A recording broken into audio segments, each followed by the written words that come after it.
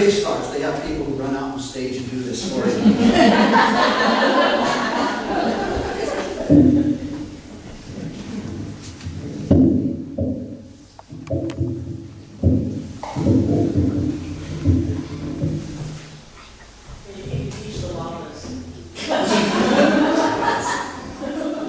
Uh-oh, there's somebody out there who knows me. Is this joke about teaching the llamas? I have 2 llamas, and I have them because there's an old joke about being a backpacker who you get to the point where you can't carry all the things you used to carry, then you get an animal, or you have a lot of kids.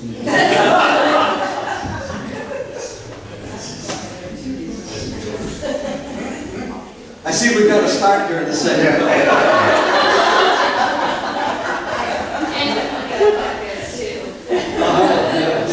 Yeah, but the alpacas don't carry anything, you know? Well, a little bit, but not 100 pounds. See, my llamas carry, when they're in shape, they carry like 100 pounds each. So like a 3-day backpacking trip is with a stand-up pavilion, you know, and filet mignon and things like that. So backpacking is a lot more stylish than it used to be. It's none of this freeze-dried food stuff.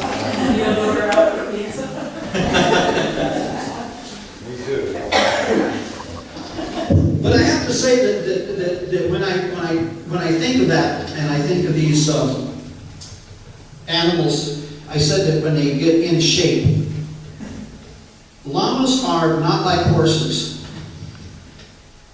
If I put a couch in my pasture and a television, it would take me months to get them in shape.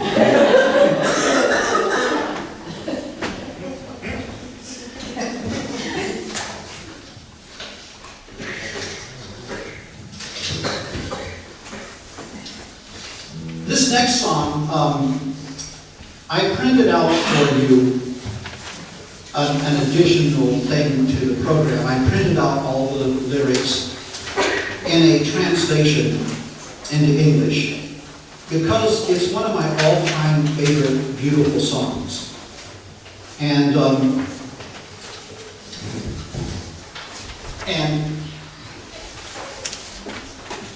it is one of the top all-time recorded songs in all of Latin America. This song was written by a young woman named Violeta Parra. She was a Chilean, she was from Chile. See, we do it too. She's from Chile, and this song has been, the first time I heard it was a recording that Joan Baez did in 1974. Violeta Parra wrote this in 1966. There's one of the most famous Latin singers all over the world is a woman named Mercedes Sosa. And Mercedes Sosa, once she heard this song, included this song in virtually every concert she did, no matter where it was in the world. As I said, it was written by Violeta Parra, and for those of you who would be interested in seeing her story from abject poverty in Chile to being an international star, there is a DVD out, sort of a, what do you call it, historical fiction, documentary, whatever you call it. Docudrama, thank you. And it's brilliant, it's really good, and very powerful. She wrote it in a Chilean style of music called a pichanga. I don't do it in the pichanga style, I do it in a combination style of versions that, combination of what Sosa does and what Joan Baez does. As I said, she wrote this in 1966, and when you read the lyrics, 1966, for her to write this song is an irony, because as a very young woman, in 1967, she died suicide.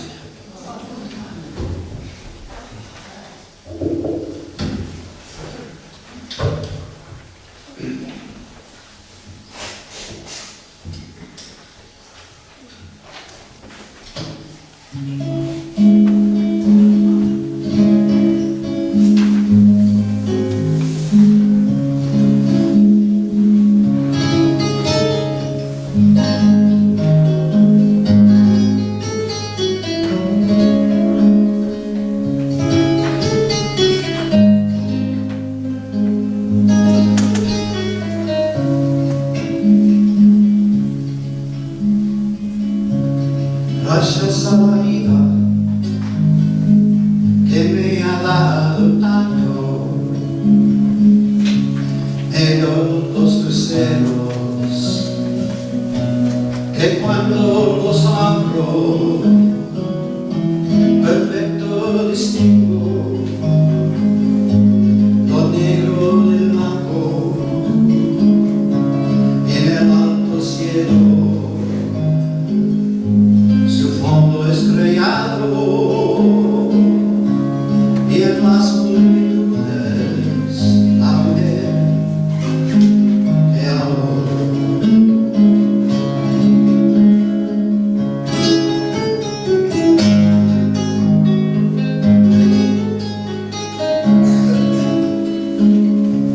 Gracias a la vida que me ha dado tanto, me ha dado el oído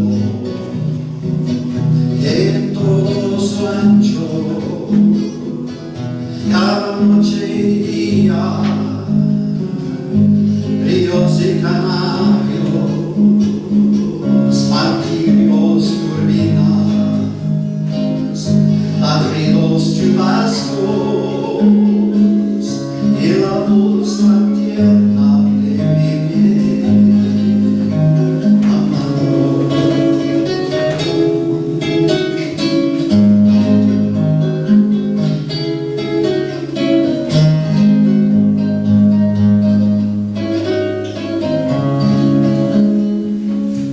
Gracias a la vida que me ha dado tanto, me ha dado el sonido, el abecedario, con él las palabras que pienso y declaro, padre, amigo, hermano, y luz alumbrando en la ruta del alma de que estoy amando.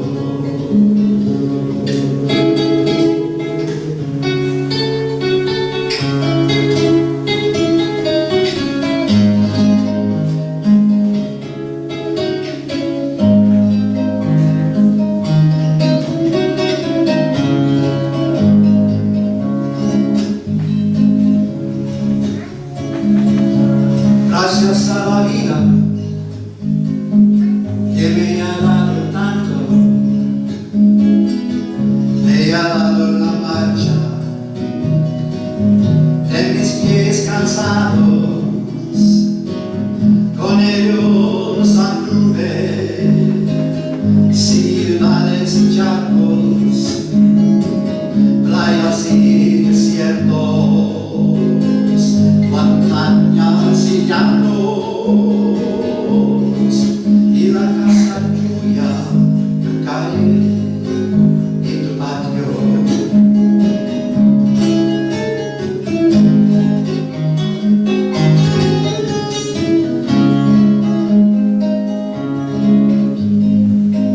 Gracias a la vida que me ha dado tanto, me dio el corazón que agita su marco cuando miro el fruto del cerebro humano, cuando miro el bueno tan lejos de malo, cuando miro el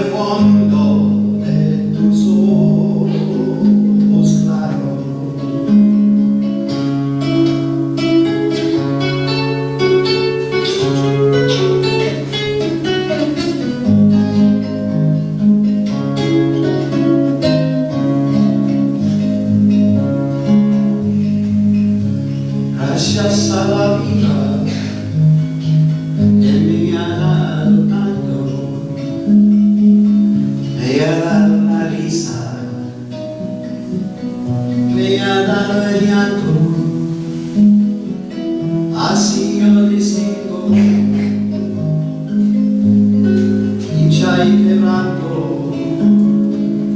los dos materiales que forman mi canto, el canto de ustedes es el mismo canto.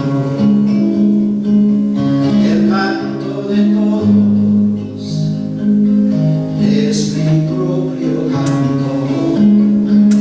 Gracias a la vida, gracias a la vida.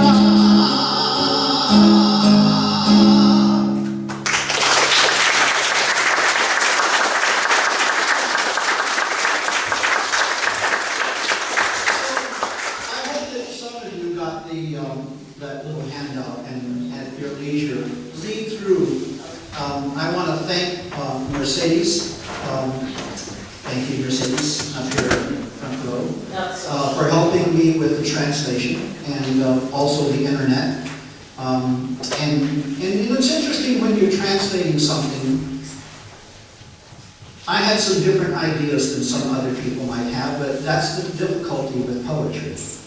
When you translate poetry, it's not the same thing as doing a word-for-word translation.